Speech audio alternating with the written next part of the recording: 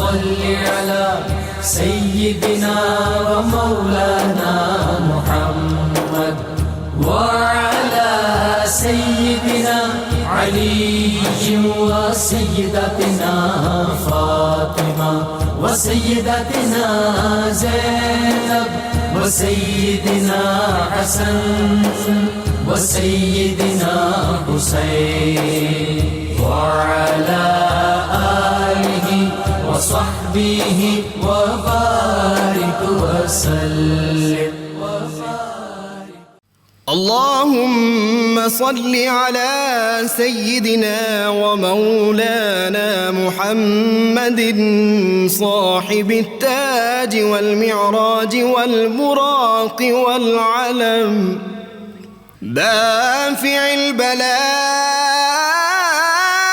والوباء والقحط والمرض والألم اسمه مكتوب مرفوع مشفوع منقوش في اللوح والقلم سيد العرب والعجم اسمه مقدس معطر مطهر منور في البيت والحرم شمس الضحى بدر الدجى صدر العلا نور الهدى كهف الورى مصباح الظلم جميل الشيم شفيع الأمم صاحب الجود والكرم والله عاصمه وجبريل خادمه والبراق مركبه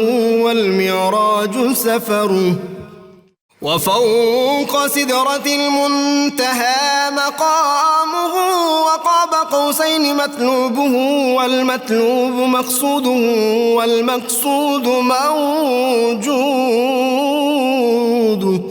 سيد المرسلين خاتم النبيين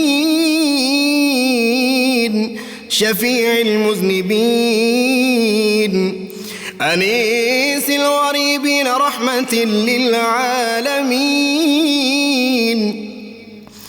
راحة العاشقين مراد المشتاقين شمس العارفين سراج السالكين مصباح المقربين محب الفقراء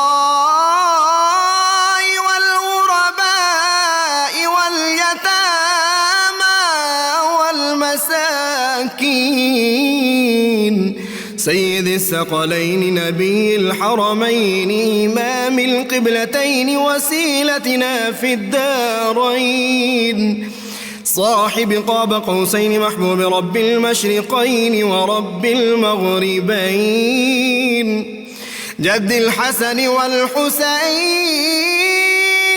مولانا ومولى الثقلين سيدنا أبي القاسم محمد بن عبد الله نور من نور الله يا أيها المشتاقون بنور جماله بلغ العلا بكماله كشف الدجى بجماله حصنت جميع خصاله صلوا عليه وآله وأصحابه وسلموا تسليما سيدنا ومولانا محمد وعلى سيدنا علي وسيدتنا बिस्मिल्लाहिर्रहमानिर्रहीम। अस्सलाम वालेकुम नाज़रीन, प्रोग्राम सुबह नूर के साथ आपका मेज़बान नज़ीर अहमद गाज़ी हाज़िर है। नाज़रीन किराम, हज़रत अबू अनीस मोहम्मद बरकत अली साहब रहमहुल्लाह की मशहूर तालीफ़ अस्माउन नबील करीम सल्लल्लाहु अलैहि वसल्लम से एक इसमें मुबारक पढ़ने की सआदत हासिल कर रहा हूँ। सैयदना मुहिब्बो हुसैन सल्लल्लाहु अलैहि वसल्लम, हमारे सरदार इमाम हुसैन से मोहब्बत फरमाने वाले दुरूद व सलाम भेजे अल्लाह آپ صلی اللہ علیہ وسلم، آپ کی آل پاک اور آپ کے صحابہ کرام پر۔ حضرت عبداللہ بن عباس رضی اللہ تعالی عنہما سے روایت ہے کہ جب یہ آیت مبارک قُل لا اسألکم علیہ اجرا الا المودۃ فی القربى نازل ہوئی تو صحابہ کرام رضوان اللہ علیہم اجمعین نے بارگاہ نبوی صلی اللہ علیہ وآلہ وسلم میں عرض کیا، یا رسول اللہ صلی اللہ علیہ وسلم، آپ کی قرابت کون ہیں جن کی محبت ہم پر واجب ہے؟ تو آپ صلی اللہ علیہ وسلم نے ارشاد فرمایا، علی، فاطمہ اور ان کے 2 بیٹے حسن و حسین علیہم السلام۔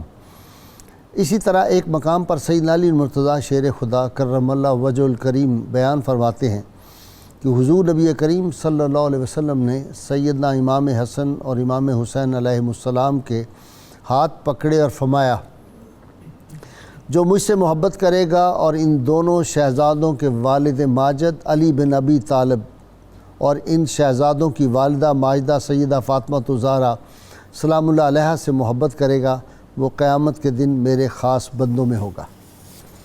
ناظرین کرام، قسام ازل نے ازل سے ہی 2 راستے بنا دیے تھے، ایک حق کا راستہ تھا اور ایک باطل کا راستہ تھا۔ اب خاندان نبوت صلی اللہ علیہ وسلم جو تھا، اس کا ہر فرد جو ہے وہ تو ہمیشہ حق کا راستہ اختیار کرے گا، اور حق کے راستے میں پھر جو قربانیاں ان کو دینی پڑیں گی اس کی بھی وہ کبھی پرواہ نہیں کرتے۔ کیوں؟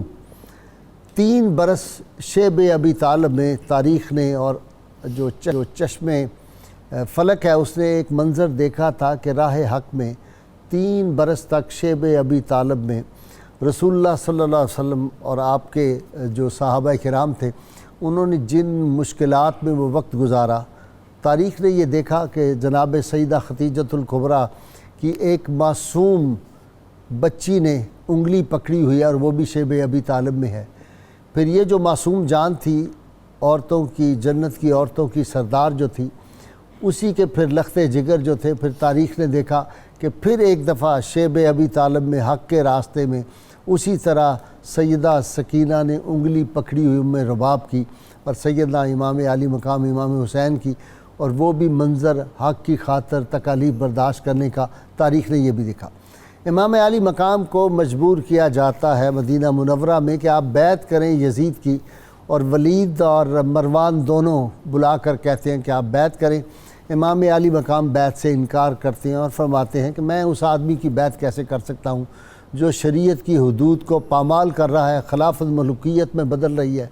ایک آدمی جو بد کردار ہے، جس میں ساری خرابیاں ہیں، ایسے شخص کے ہاتھ پہ یہ پاکیزہ جو دست اقدس ہے، وہ دست مبارک جس کو اللہ کے محبوب صلی اللہ علیہ وسلم نے بوسے دیے، وہ ہستی جو کاشانہ نبوت میں اور رحمت کونین صلی اللہ علیہ وسلم کے سینہ اطہر پہ چڑھ کے کھیلتی تھی اور آپ کی پشت مبارک پہ کھیلتے تھے، وہ کیسے مقدس ہاتھ جو ہیں وہ ایک پلید کے لیے جو ہے وہ بیعت کر لیں؟ جب انکار کیا اور وہاں سے آپ مکہ مکرمہ پہنچ گئے اور ناظرین کرام 8 ذوالحجہ کو احرام باندھا ہوا، احرام اتار دیا اور کوفے کا ارادہ کیا۔ عبداللہ بن عباس، عبداللہ بن عمر جیسے جلیل قدر اور عبداللہ بن زبیر جیسے اور حضرت ابو سعید خدری، بڑے صحابہ جو اس وقت جیت تھے، ان سب نے امام علی مقام سے کہا کہ آپ نہ جائیں، یزید کی نیت ہمیں ٹھیک نہیں لگتی، کوفے والوں کی طرف نہ جائیں۔ آپ نے کہا میں کیسے انکار کر سکتا ہوں، انہوں نے مجھے اتنے زیادہ خطوط لکھے ہیں، بلائے، کل قیامت کے روز کہیں کہ ہم تو حق کے لیے کھڑا ہونا چاہتے تھے لیکن اللہ کے محبوب صلی اللہ علیہ وسلم کے نواسے نے ہمارا ساتھ نہیں دیا، میں وہاں پہ ضرور جاؤں گا۔ بعض صحابہ نے یہاں تک کہا کہ اگر آپ کا احترام ملحوظ نہ ہوتا ہم آپ کو زبردستی یہاں پہ روک لیتے اور آپ کو نہ جانے دیتے۔ آپ نے کہا کہ مجھے ایسے لگتا ہے کہ کعبۃ اللہ کے اندر ایک قریش کا بڑا آدمی مارا جائے گا، اس کی شہادت ہو جائے گی، اور یہ اشارہ تھا، بعد میں دیکھا تاریخ نے کہ عبداللہ بن زبیر کی شہادت پھر کعبہ کے اندر ہوئی، حرم پاک کے اندر وہ لڑتے ہوئے انہی مخالفوں کے ساتھ شہید ہو گئے تھے۔ وہاں سے آپ کی روانگی ہوتی ہے اور ایک بات جو ہے وہ پڑھ کے میں تو ہل جاتا ہوں، یہ ہے صحابہ کرام کی اہل بیت اطہار سے محبت۔ حضرت عبداللہ بن عمر نے بہت سمجھایا، بہت گزارش کی کہ جناب آپ نہ کوفے تشریف لے جائیں۔ امام علی مقام نے کہا کہ نہیں مجھے جانا ہے۔ یہاں مجھے یوں لگتا ہے کہ تدبیر اور تقدیر دونوں جب لڑ رہی ہوتی ہیں تو الٹیمیٹلی ہم نے یہی دیکھا ہے تاریخ میں کہ تقدیر ہی غالب آتی ہے، تدبیریں کام نہیں کرتی. صحابہ مشورے دے رہے تھے, ان کی تدبیریں تھیں لیکن تدبیریں وہی رہ گئی, تقدیر غالب آئی. آپ نے مصمم ارادہ فرمایا اور آپ چل پڑے کوفہ کی طرف. تو انہوں نے کہا ٹھہر جائیے. عبداللہ بن عمر رضی اللہ تعالیٰ عنہ نے کہا کہ میں اس جگہ کو بوسہ دینا چاہتا ہوں جہاں رحمت کونین صلی اللہ علیہ وسلم نے میں آپ کو بوسے دیتے دیکھا تھا. تو امام علی مقام نے اپنا کرتا مبارک اٹھایا اور انہوں نے سیدنا امام حسین علیہ السلام کے قلب عطر آپ کے سینہ مبارک کو بوسے دیے. اور اس طرح پھر امام علی مقام جو ہیں وہ روانہ ہو جاتے ہیں. اور حتیٰ کہ یہاں پہ راستے میں حضرت عبداللہ بن جعفر اپنے بیٹوں کو اور محمد کو بھی بھیجتے ہیں, خط دے کے بھیجتے ہیں کہ آپ رک جائیں, آپ وہاں نہ جائیں. لیکن امام علی مقام جو ہیں وہ مکہ سے کوفے کی طرف روانہ ہو جاتے ہیں. اس میں جو سب سے ایک بڑا واقعہ, کئی واقعات پیش آئے لیکن حسن اخلاق اور امام علی مقام کا مکہ مکرمہ سے نکلنا جو تھا اس کی سب سے بڑی وجہ یہ تھی, وہ نہیں چاہتے تھے کہ یہاں خون خرابہ ہو. حالانکہ مشورہ دیا تھا حضرت عبداللہ بن زبیر نے کہا میرے ساتھ کھڑے ہوں, یہاں ہزاروں نہیں لاکھوں لوگ آئیں گے حج کے موقع پر, میں ان سب کو کھڑا کر دوں گا آپ کے ساتھ. اور وہ چاہتے تو واقعی یزیدی جو حکومت تھی اس کا تختہ وہاں پہ الٹا سکتے تھے.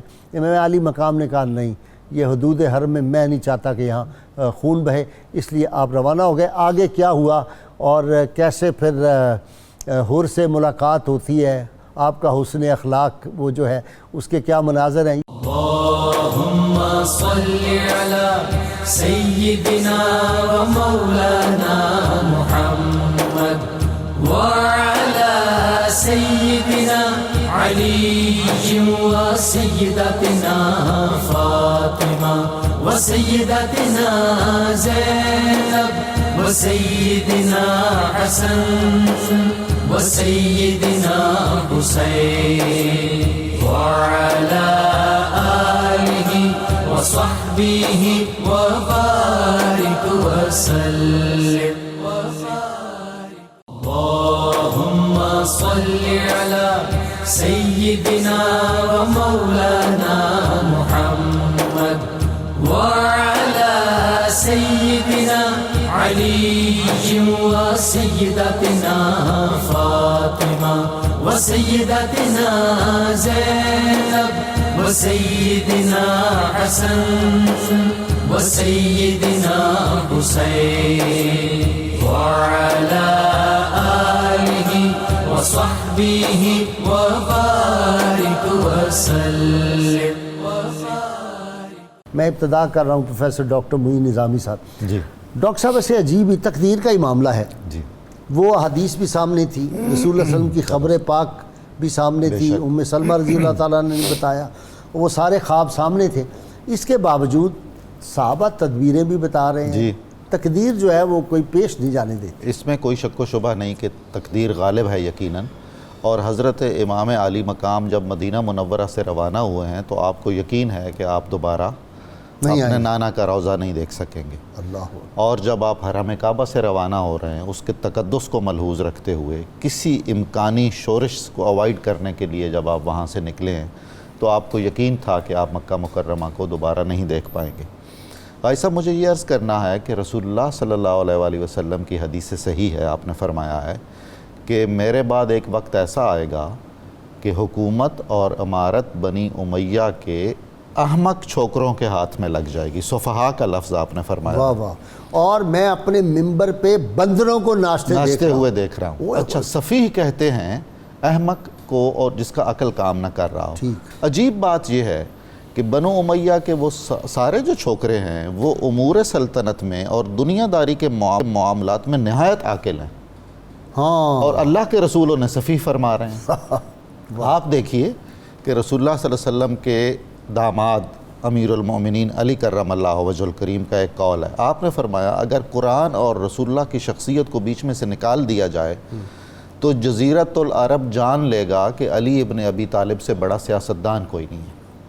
اچھا, یعنی سیاست اگر احکام الہی اور منشاء رسول کے مطابق کرنی ہے تو اس کے تقاضے اور ہیں. واہ. ہم جب طے کریں گے نا کہ دیانت کیا ہے اور سمجھداری کیا ہے اور دانشوری کیا ہے تو ہمارے معیارات اور ہو جائیں گے. سیکولر پالیٹکس اور ایگزیکٹلی خاص ہے ترکیب میں قوم رسول ہاشمی. اب جب یہ کہا جاتا ہے کہ حضرت امام حسین کو یہ معلوم نہیں تھا کہ یہ انجام ہوگا، ایسا ہوگا، ایسا ہوگا، ایسا ہوگا، تو وہ خود موت کے منہ میں کیوں جا رہے تھے؟ بھائی تقاضے مختلف ہیں، یہ سیاست اور ہے، یہ محمدی سیاست ہے، یہ وہ جبروت والی اور طاغوت والی سیاست نہیں ہے کہ آپ نے ہر جائز اور ناجائز طریقے سے اقتدار کو اپنے قبضے میں رکھنا ہے۔ چنانچہ ہم یہ دیکھتے ہیں کہ امیر المومنین علی نے اتنا بڑا اقدام کیا ہے، تاریخ کا اتنا بڑا اقدام، جو ہجرت رسول کے بعد سب سے بڑا واقعہ مجھے کہنا چاہیے کہ آپ نے دارالخلافہ منتقل کیا مدینہ منورہ سے کوفہ میں، کیونکہ شہادت عثمان کے جو واقعات ہو گئے تھے اور جس قدر اس مقدس سرزمین جہاں خون بہہ گیا تھا، خون بہہ گیا تھا اور صحابہ کی اہانتیں ہوئی تھیں، اس شہر مقدس کی اہانت ہوئی تھی، تو آپ نے اتنی بڑی قربانی کی ہے کہ میری وجہ سے اور میرے معاملات کی وجہ سے رسول اللہ صلی اللہ علیہ وسلم کے شہر میں ایک تنکا بھی نہیں ٹوٹے، اس کے لیے آپ نے ہجر برداشت کیا۔ ظاہر سیدنا عثمان بھی اگر چاہتے تو وہ کنٹرول کر سکتے تھے، بالکل، وہ بھی اسی لیے اعتراض کرتے تھے خون نہ بہے، کہ یہاں تلواریں نہ نکلیں اس شہر مقدس میں۔ اب حضرت امام علی مقام نے مدینہ منورہ سے کوچ فرمایا، مکہ مکرمہ میں آئے، مکہ مکرمہ سے عین تاریخ اسلام کے سب سے بڑے معلومہ اجتماع سے پہلے آپ وہاں روانہ ہوئے۔ یہ خود ایک پیغام ہے، واہ واہ واہ، یعنی نواسہ رسول جس کی ایک جھلک دیکھنے کے لیے ان کے لیے لاکھوں لوگ، یعنی بیت اللہ کے بعد اگر اس وقت کسی کی زیارت کسی کے لیے اہمیت رکھتی تھی تو وہ حضرت امام حسین اور کا جانور تھا۔ ڈاکٹر عقیل، جب آپ مکہ مکرمہ کے حدود میں داخل ہوئے ہیں نا تو لوگ دورایا کھڑے ہوئے تھے اور استقبال ہو رہا تھا اور نعرے لگا رہے۔ غازی صاحب یہ تو امام علی مقام ہے، ان کے صاحبزادے سیدہ امام زین العابدین جب آئے تھے، جب فرزدق نے قصیدہ بھی لکھا تھا تو وہ منظر کشی وہاں پر بھی ہو رہی ہے کہ یہ بات بالکل درست ہے۔ کعبۃ اللہ کے بعد لوگ جن کی زیارت کے مشتاق منتظر رہتے تھے وہ یہی ہستیاں تھیں۔ کعبہ کے آگے جو نواسے ہوئے۔ اچھا غازی صاحب، میں یہاں حدیث وہ مکمل کر دیتا ہوں جو نظامی صاحب نے اشارہ فرمایا۔ حضرت کعب بن عجرہ، نبی کریم علیہ السلام نے فرمایا کہ کعب میں تم کو بیوقوفوں کی حکومت سے اللہ کی پناہ میں دیتا ہوں۔ عرض کیا یا رسول اللہ بیوقوفوں کی حکومت کیا ہے؟ فرمایا جو جھوٹ بولیں گے اور ظلم کریں گے اور جو ان کا ساتھ دے گا فلیس منی۔ آپ دیکھیے کہ ایک تو ان کی حکومت ہے، وہ تو ظالم اور کذاب ہیں، جو ان کا ساتھ دے گا فلیس منی، اور امام علی مقام کے بارے میں فرمایا کہ حسین منی، کہ وہ فلیس منی۔ اب جب یہ منی ہے، اب منی کا ظہور تو ہونا ہی تھا۔ غازی صاحب، لوگ مدینہ منورہ رہنے کی دعائیں مانگتے ہیں، مسجد نبوی کا قرب، مسجد نبوی کی امامت، وہاں پر درس حدیث، امام علی مقام نے یہ کیوں چھوڑے ہیں؟ پھر کعبۃ اللہ آئے اور وہاں بھی اچھا یہ نہیں تھا، یہ بات بالکل درست ہے کہ حجاز مقدس کا ایک ایک بچہ آپ کے لیے قربانی دینے کے لیے تیار تھا، لیکن آپ جانتے تھے کہ حرم خلیل کے لیے، اس کو تطہیر کے لیے میرے نانا جان نے کتنی قربانیاں دیں، اور اگر آپ نہ نکلتے تو ملوکیت کا غرور کیسے ٹوٹتا؟ آپ جس لیے نکلے ہیں، اور اسی وہ جو ایک موروثیت تھی حکومت میں، اس کے خاتمے کے لیے آج 14 صدیاں گزر گئیں، جو حق خود ارادیت، حریت فکر، یہ جملے اگر کربلا نہ ہوتا دنیا کو کہاں سے پتہ چلتے؟ تو امام علی مقام سچ فرمایا تھا اقبال نے، قافلہ سالار عشق ہیں اور آزادی و انقلاب کے نقیب ہیں، امام ہیں، اور آپ نے ہی راہ متعین کی اور فتح و شکست کے عنوان بدل دیے ہیں۔ اپنا پروفیسر ناصر، میں ایک بات کہا کرتا ہوں، پہلے بھی میں نے اپنے پروگراموں کہی کہ امام علی مقام کے سامنے وہ اسوہ تھا، بدر و احد حنین کے وہ مارکے بھی تھے، وہ شیب ابی طالب کے بھی سارے واقعات ان کی والدہ نے ان کو بتائے ہوئے تھے، ان کے سارے ذہن میں نقش ہوئے۔ پھر امام علی مقام کھڑے ہوئے، میں نے کہا اگر امام پاک اس وقت کھڑے نہ ہوتے تو امام اعظم کی شہادت نہ ہوتی جیل میں، وہ نہ کھڑے ہوتے، امام احمد بن حنبل کوڑے نہ کھاتے، مجدد الافسانی جو ہے وہ جیل نہ کاٹتے، مولانا فضل خیر آبادی جو تھے وہ جیل میں اپنی جان نہ دیتے۔ یہ اسوہ حسینی تھا جس نے بعد میں آنے والے لوگوں کو حق کی خاطر کھڑا کیا، اور جس طرح کے بھی حالات ہوئے انہوں نے سرنڈر نہیں کیا۔ جی یہ بسم اللہ الرحمن الرحیم۔ غازی صاحب، یہ امام حسین علیہ السلام کے قیام کی اصل فکر ہے جو آپ نے چند جملوں میں بیان کر دی۔ اگر علامہ اقبال کا وہ جو پڑھ لینا درمانہ حریت، وہ ساری اس بات کو آپ نے بیان کر دیا کہ امام حسین رضی اللہ تعالی عنہ کا یہ قیام قیامت تک ظلم اور استبداد کے خاتمے کی بنیاد بن گیا۔ واہ میں عرض کر دوں امام حسین رضی اللہ تعالیٰ عنہ کا قیام بنیادی طور پر خلافت راشدہ کے از سر نو قیام کی کوشش تھی، واہ، بہت اچھی۔ اور باطل اقتدار استبداد کے ذریعے، تسلط کے ذریعے، جبر کے ذریعے رسول اللہ کی امت پر اقتدار حاصل کرنے کا جو مکروہ دھندا شروع ہو گیا تھا، اور قیامت تک اسے، چونکہ صدر اول کا واقعہ تھا تو لوگوں نے اس کو عین اسلام سمجھ لینا تھا، اگر امام حسین رضی اللہ تعالیٰ عنہ اپنے خون سے اس پر کراس نہ لگا دیتے۔ واہ واہ واہ واہ واہ، یہ اتنا بڑا کام تھا امام حسین رضی اللہ تعالیٰ عنہ کا کہ آپ کے سوا اس کو کوئی سمجھ نہیں سکتا تھا، جس کو علامہ اقبال نے کہا ہم چو حرف قل هو اللہ در کتاب، کہ یہ قل هو اللہ کی مانند تھے امت میں، جیسے قرآن مجید میں قل هو اللہ احد واحد ترکیب ہے، ایسے پورے قرآن میں اور موجود نہیں ہے۔ امام حسین پوری امت میں اپنی مثال نہیں رکھتے، سبحان اللہ، اپنے فہم میں نہیں پوری تاریخ عالم میں ایسی قربانی کسی نے دی ہے؟ سبحان اللہ۔ اور دین اسلام کا یہ فہم اور یہ فراست حضور نبی کریم صلی اللہ علیہ وآلہ وسلم نے ارشاد فرمایا تھا۔ یہ بات اس لیے عرض کرتا ہوں کہ جب ہم یزید کے ظلم، جبر اور اس کی بد کرداری، بد اخلاقی کی باتیں بیان کرتے ہیں تو ایک یہ بات ذہن میں آتی ہے کہ شاید امام حسین رضی اللہ تعالیٰ عنہ کے کھڑے ہونے کا واحد سبب یہ تھا کہ وہ گناہ گار تھا، یہ واحد سبب نہیں تھا، یہ سیکنڈری پوزیشن ہے۔ پہلا سبب یہ تھا کہ اس کے اقتدار میں آنے کا راستہ غلط تھا، اور حدود اللہ جو تھی وہ پامال ہو رہی تھی، دین پامال ہو رہا تھا۔ یہ سارا کچھ تو ہونا تھا۔ امام حسین کی جو آپ کی نگاہ دور رس تھی وہ سب دیکھ رہی تھی کہ ہوگا کیا۔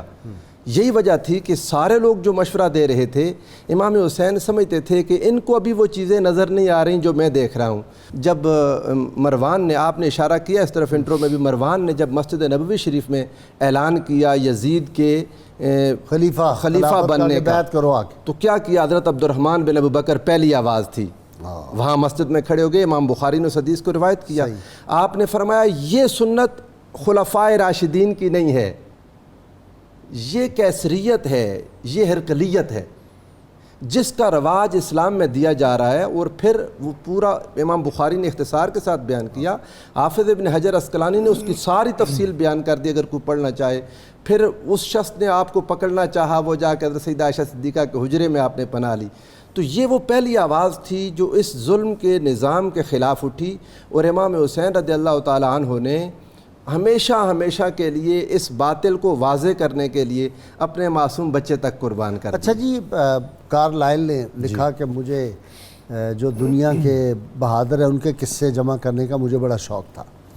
میں نے دیکھا لوگوں نے اقتدار کے لیے بڑی بڑی جنگیں لڑی، حکومتوں کی لڑی، وہ ہیروز اینڈ ہیرو ورشپ جس کی کتاب، اس نے کہا لیکن میں نے عجیب دیکھا کہ ایک آدمی جس کو بالکل نظر آ رہا تھا 100% کوئی شک والی بات نہیں تھی کہ مجھے مار دیا جائے گا، شہید کر دیا جائے گا، اور کہتا ہے پھر اس سے پہلے اس کے جو خونی رشتہ دار، اس کے بیٹے، بھتیجے، بھائی، وہ سارے اس کے سامنے مار دیے گئے سارے۔ اس کے باوجود جو اس نے راہ حق متعین کر لی تھی اور جس کو حق سمجھا تھا، اس پہ اس نے اپنی جان بھی دے دی۔ کہتا ہے یہ میں لغزش نہیں آئی، ہاں، وہ کہتا ہے کہ میری عقل وہاں پہ آگے جواب دے جاتی ہے، اور واقعی انسانی عقل اس پہ جواب دے جاتی ہے۔ بالکل۔ غازی صاحب، آپ نے بڑی حکمت آمیز طریقے سے ایک اشارہ فرمایا ہے شعب ابی طالب کا۔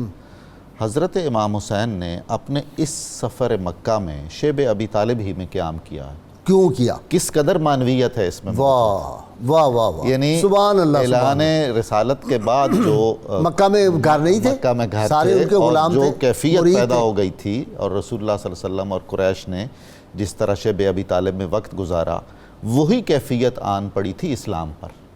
واہ واہ واہ واہ۔ اور حضرت امام حسین بتانا چاہ رہے تھے کہ میں کس کے رستے پر ہوں اور آگے میں نے کن آزمائشوں اور مصائب کو خندہ پیشانی سے برداشت کرنا ہے۔ اللہم صلی علی سیدنا و مولانا محمد وعلی سیدنا علی و سیدتنا فاطمہ و سیدتنا زینب و سیدنا حسن و سیدنا حسین وعلی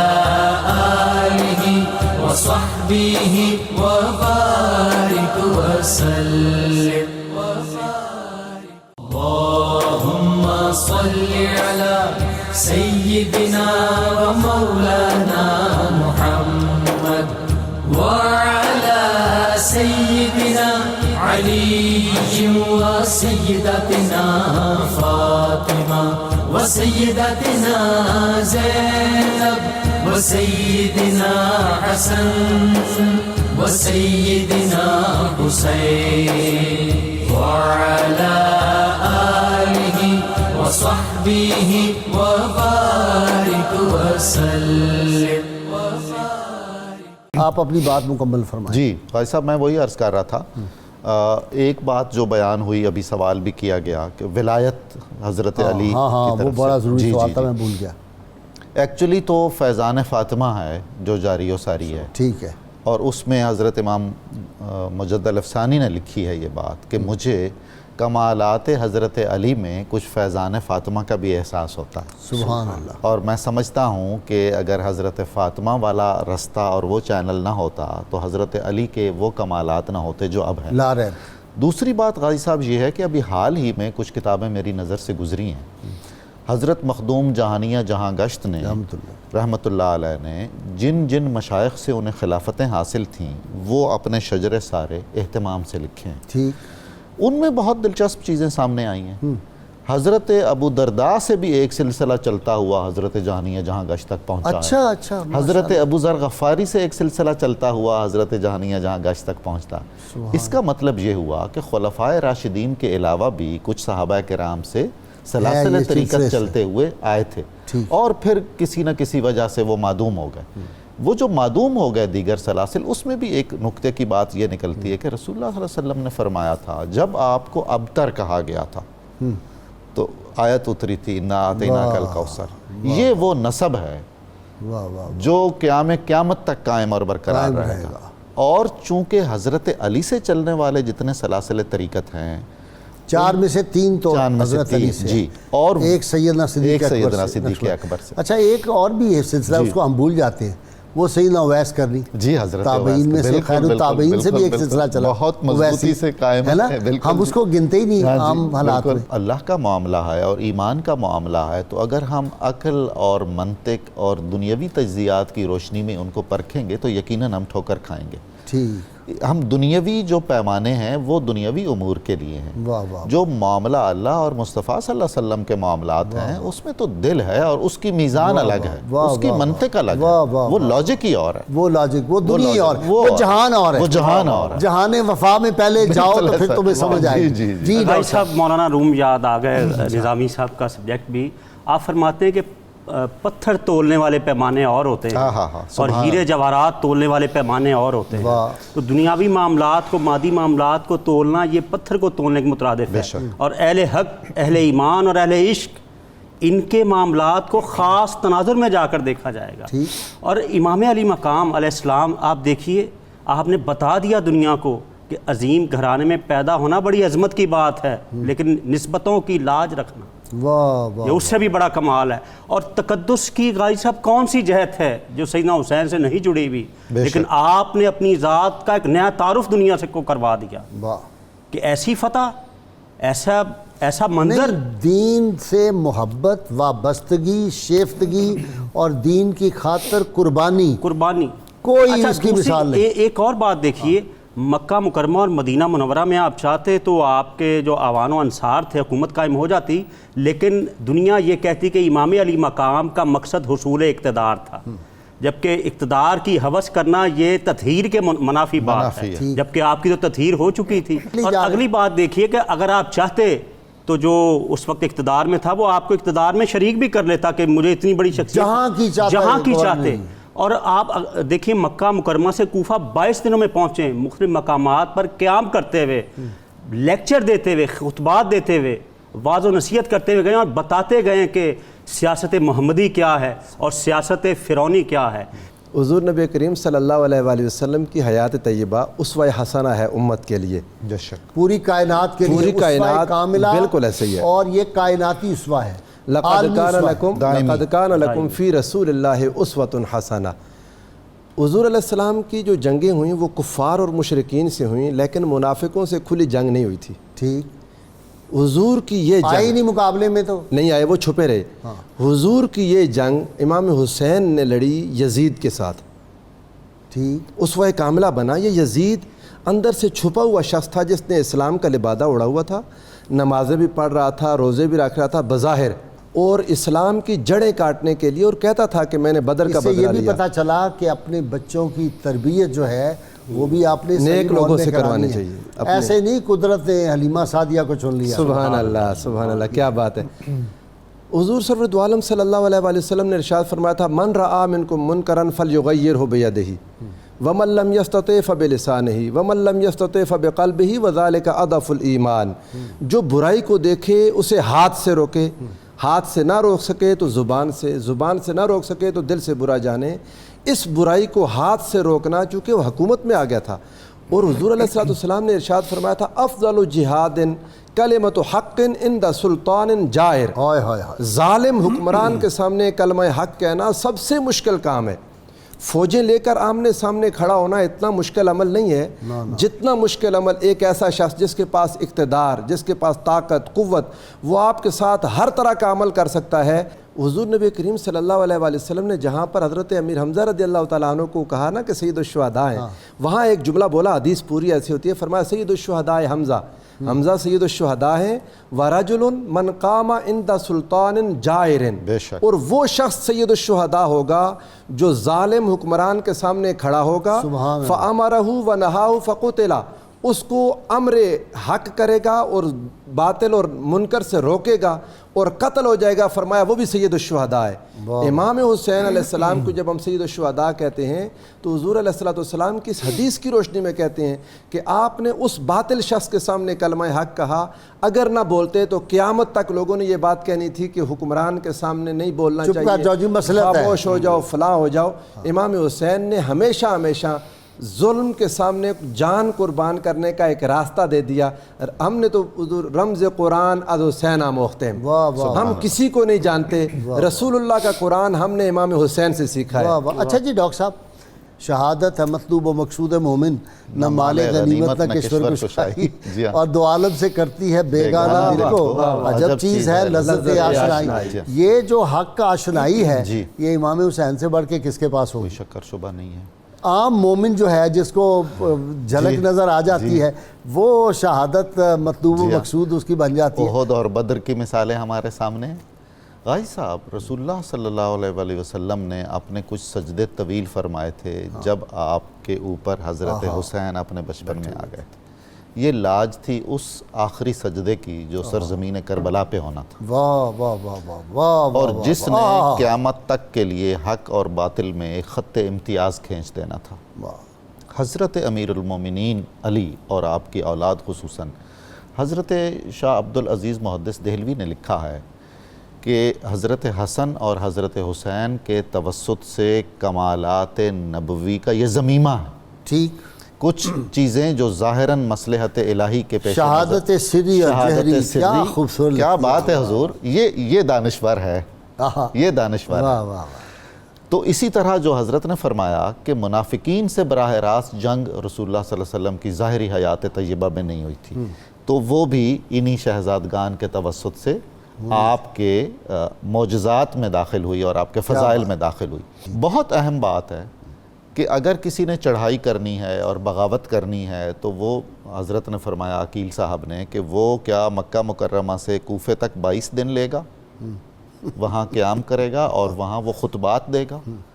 آپ جب مدینہ سے نکلے ہیں تو آپ کے آخری سجدے پر جو سرزمین کربلا پر ہوا، ایک ایک لمحہ حضرت امام حسین اور آپ کے ساتھیوں کا اتمام حجت ہے، دائرہ شریعت سے باہر نہیں ہے، واہ واہ، اور منشاء محمد صلی اللہ علیہ وآلہ وسلم سے باہر نہیں ہے۔ واہ واہ، ہر قدم پر آپ بتاتے گئے ہیں کہ کیا مقاصد ہیں جن کے لیے میں دیس بدر ہوا ہوں، اور کیا مقاصد ہیں جو قائم کرنا رسول اللہ صلی اللہ علیہ وسلم کے ماننے والوں کے لیے بہت لازم ہے۔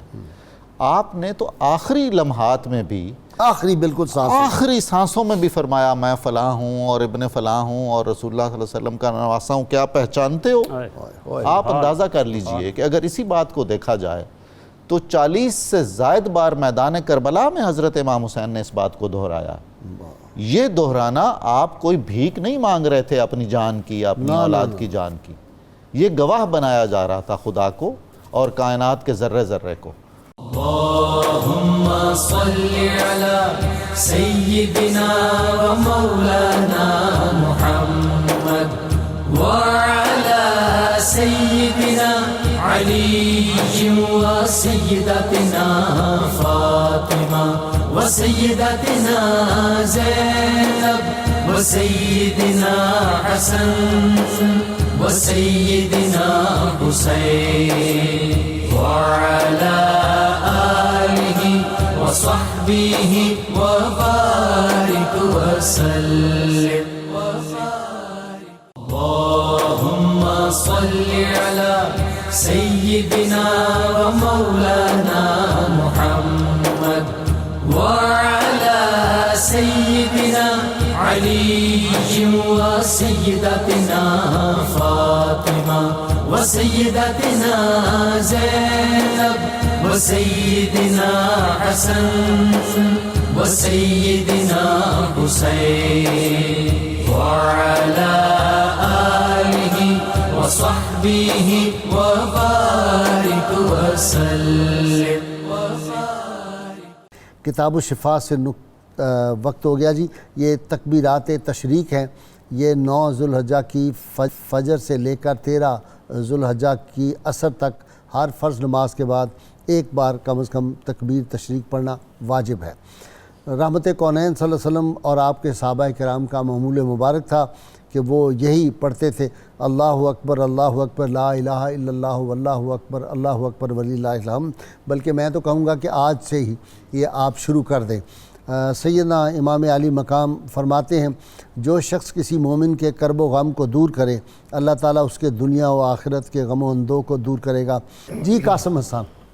ہزاروں میں 72 تن تھے تسلیم و رضا والے, حقیقت میں خدا ان کا تھا اور یہ تھے خدا والے.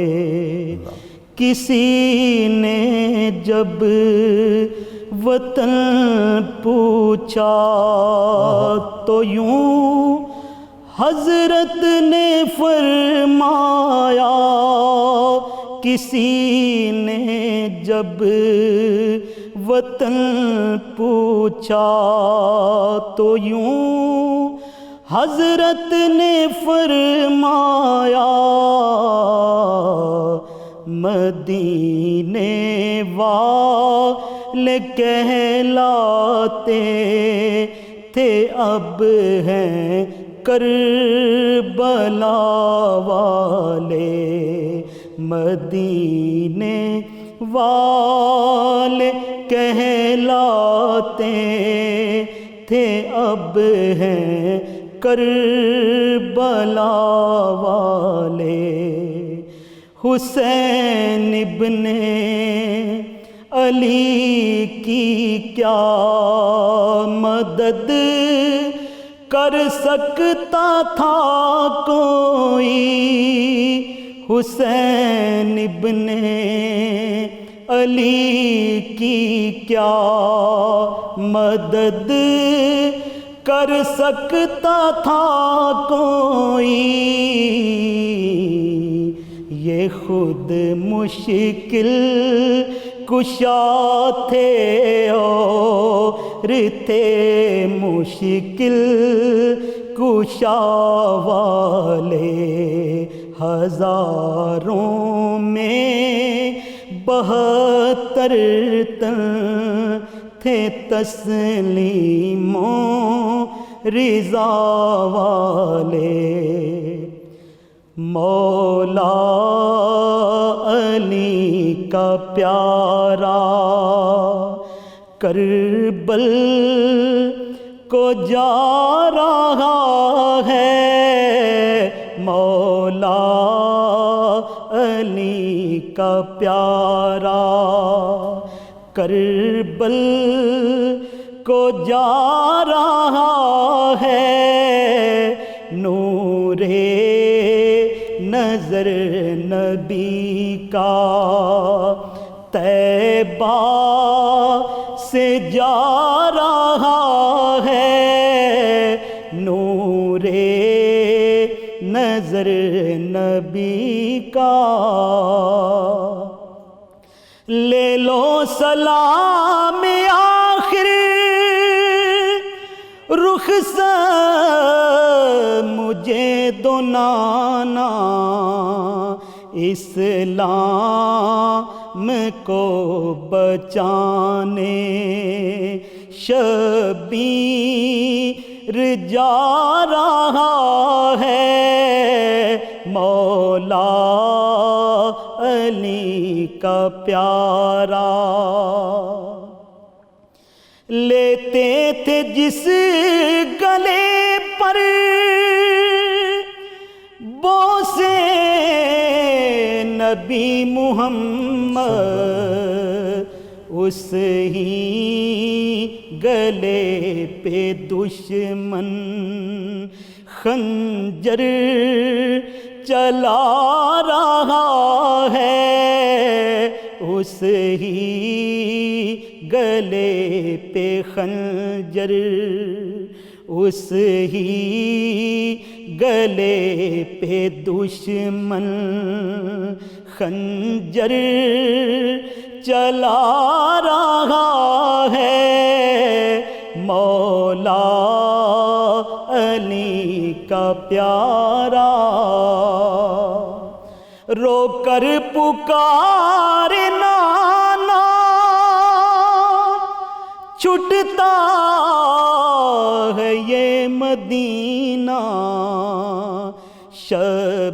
شبیر کو یہی غم آنسو رلا رہا ہے شبیر کو یہی غم صلی علی سیدنا و مولانا محمد وعلى سيدنا علي وسيدتنا فاطمة وسيدتنا زينب وسيدنا حسن وسيدنا حسين وعلى آله وصحبه وبارك وسلم